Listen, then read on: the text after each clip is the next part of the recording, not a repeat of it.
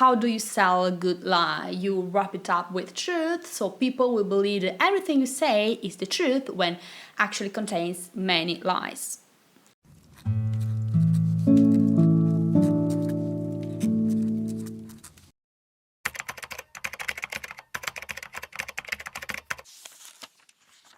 Hi everyone, welcome back to John Florio channel. I am Mary and I'm here to talk about John Florio.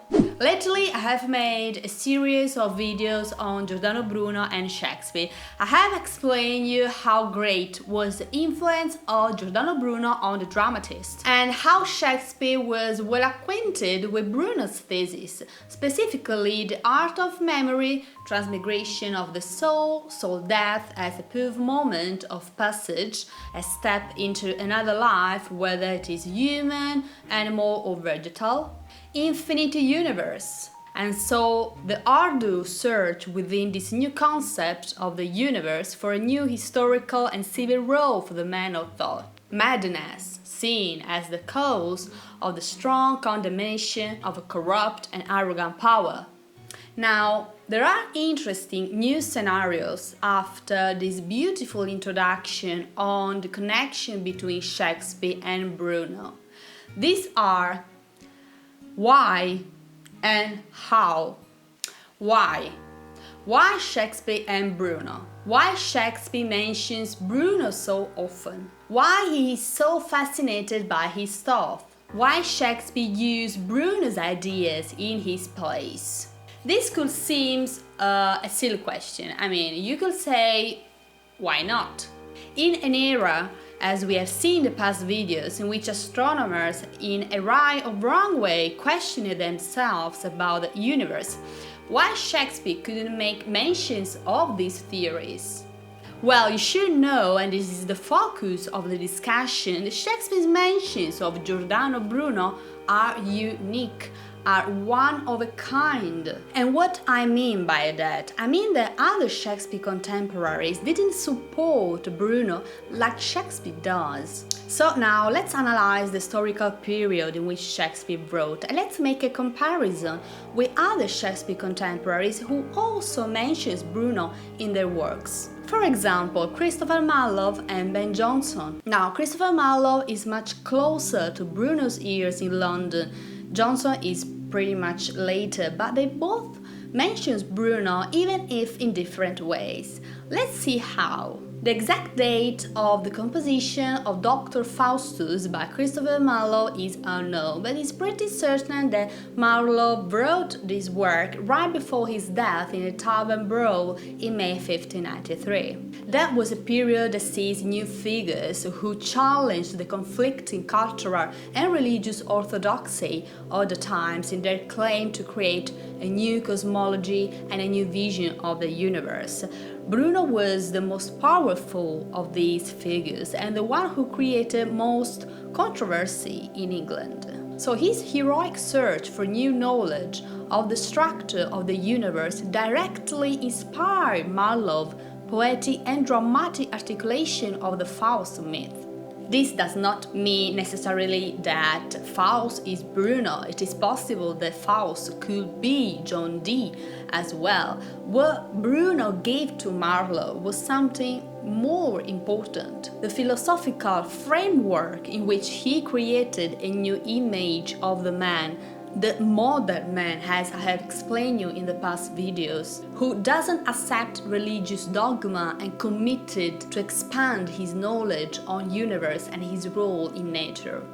In Dr. Faustus there is also Saxon Bruno, who is prisoner of the Pope that Faustus saves from the stake and helps him return to Germany, Wittenberg. This character is perhaps an homage to Bruno, who worked at Wittenberg and was executed by the church. Now, how did Marlowe know Giordano Bruno? There are no documents that prove that Marlowe and Bruno ever met each other, but there is maybe the famous School of Night, which was a secret group of writers, intellectuals, scientists, centered on Voltaire Raleigh. One of these writers, who also first attended secret meetings with the School of Night was John Florio, who was very much involved in the secret society, but we will talk later in the next videos. And then there is Ben Jonson. I love to call him John Florio's son because Ben Jonson wrote this beautiful dedication for John Florio, and he defined him as his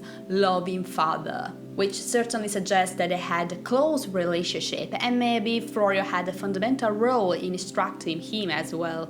Jonson wrote The Alchemist in 1610, which contains references in the plot to a Bruno's comedy, Il Candelaio, the Candle Bearer, one of the earliest modern comedy ever written. Jonson's comedy tells how alchemy can be sometimes intimately false, deceptive, and bear something venial. It shows the urban scene dominated by materialistic exuberance and corruption, which is the symbol of social disease. False alchemy and false forms of love were also underlined by Bruno in the preface of his comedy. He introduced Bonifacio, the insipid lover, the alchemist Bartolomeo, the sordid miser.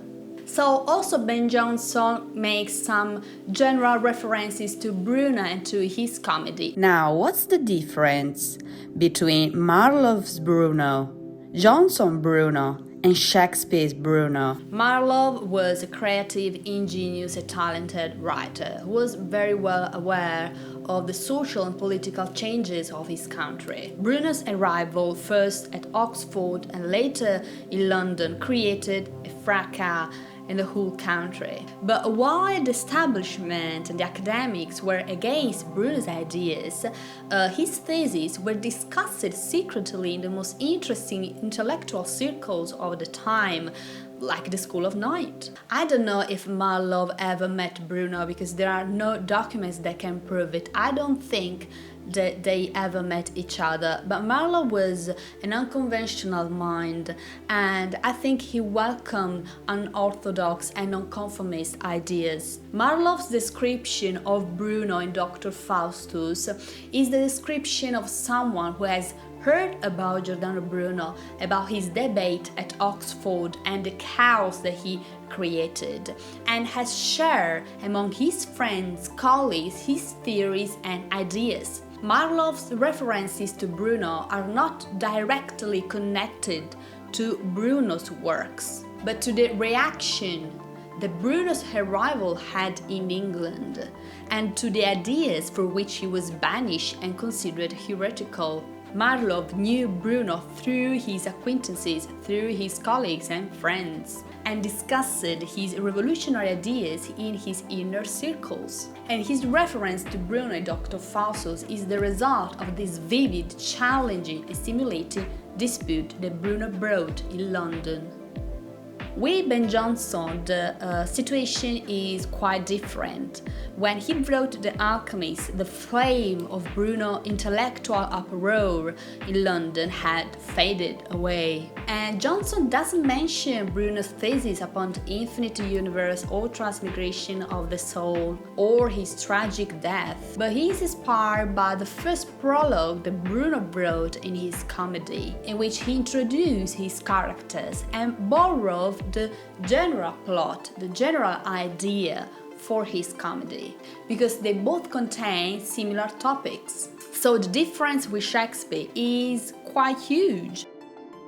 Marlowe's Bruno is the shadow of the real Bruno, is the idea that Marlowe had of Bruno, and what his ideas caused in England. Jonson is inspired not by Bruno's thesis or ideas, but he is inspired by the general plot of his comedy. Shakespeare is completely different. Shakespeare shows that he knows Bruno better than everyone else. Shakespeare knows specific detailed topics that Bruno writes in his works. Shakespeare supports Bruno and his ideas for which he was banished in England. He defends his ideas, his thought, and goes against everyone else in his own country to support a foreign then everyone considered mad. Shakespeare, in his plays, makes specific, detailed references to Bruno's most important theses and ideas through the use of subtle language. Shakespeare has, unlike Marlowe and Johnson, a deep and profound knowledge of Bruno. He knows Bruno so well that he is able to borrow, readapt his thought, to share his ideas through his plays. Now, this does beg the question, how he does that, how Shakespeare knows Bruno so well. We know that when Bruno was at Oxford and at the French embassy in London, Shakespeare was not yet in London, and it is even more complicated to explain how he could read his works. Why? Bruno's language is a hard one. It is not simple Italian. It is not the Italian that a courtier might learn through some Italian lesson or language manual. He wrote scientific works with a hard, complicated language. Some of his works, like Ash Wednesday Supper, contain dialect words and neologism. I'm not saying that it would have been quite impossible for Shakespeare to read his works, but this is the reason why Bruno is hardly mentioned by Shakespeare contemporaries, if not for a hint at his ideas or his persona. Now, some people use this problem to shout the anti-Stratfordian thesis. Yeah, you know, Shakespeare was not really Shakespeare because how he could read Bruno so well, how he could know Giordano Bruno so well. You can't prove it, so Shakespeare is somebody else. It makes me laugh because these people who claim to have the perfect candidate actually face the same problem. But of course they don't say it, or they mask it with a good lie. But how do you sell a good lie? You wrap it up with truth, so people will believe that everything you say is the truth when actually contains many lies. They say things like, yeah, he was in that circle, they talk about Bruno, so he must certainly knew Bruno, and that's how we find Bruno in Shakespeare works. I have explained you the huge difference between people like the creative genius of Marlowe and Ben Jonson, who gave general ideas and references to Bruno in their works, and writers like Shakespeare. There is a huge difference between discussing talking with your friends and colleagues about Bruno and they make a reference to Bruno's ideas and to his personality in your work, and to read Bruno's works, rewrite his ideas, and to use subtle language to share his ideas through your play. That's a huge difference. So these people can really demonstrate that their candidate, their Shakespeare, knew Giordano Bruno so well. They can't do it. So what's the difference with Shakespeare? If you can prove that your candidate actually knew Bruno and read his works. Now, John Florio lived with Giordano Bruno for 2 years, when Bruno wrote the most important works of his career, of modern philosophy. And those works have influenced Shakespeare so much. Florio owned Giordano Bruno's works. He used Bruno's works, translating, rewriting his thought in his works. And ultimately, Florio mentioned Bruno crying for his death in the preface of Montaigne essays. What I want to say with this? I want to say that this is the most important, undoubting, clearest and convincing explanation that could and will always connect Shakespeare with Bruno. And it's John Florio's years in London at the French embassy with Giordano Bruno. In the next videos, I will talk about those troubled but happy years that Florio spent with Bruno at the French embassy. Years spent with spies, a little girl named Catherine, the embassy burned down, nights spent on the roof with Bruno, and a plot to assassinate Mary Stuart. Once a German scholar wrote about Shakespeare and Bruno. None in England knew Giordano Bruno better than Shakespeare. It is time to correct him. Shakespeare and John Florio. Stay resolute. Bye.